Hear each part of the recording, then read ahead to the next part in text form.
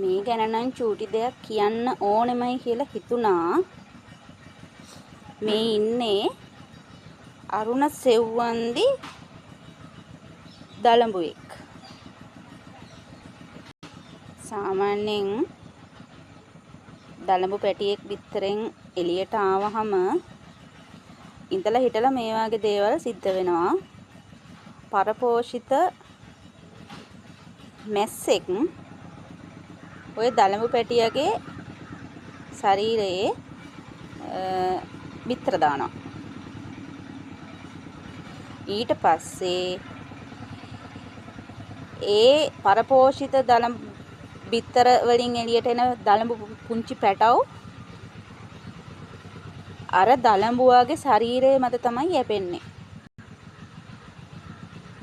දලඹුවා පණ පිටින් ඉන්නදිම දලඹුවාගේ ශරීරයේ අර පණු පැටව් ටික යැපෙනවා. පරපෝෂිත පැටව් ටික යැපෙනවා. දලඹුවත් කොළ කනවා. හැබැයි එයා නිරෝගී දලඹුවෙක් විදියට පේන්නේ නැහැ.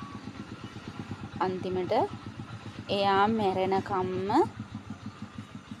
අර සත්තු ටික එයාගේ ශරීරයෙන් ජීවත් වෙනවා.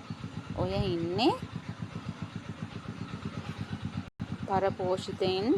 දැන් දලඹුවා මැරිලා.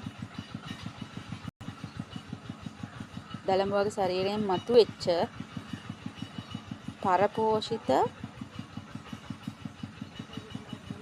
කෝෂ තමයි මේ තියෙන්නේ.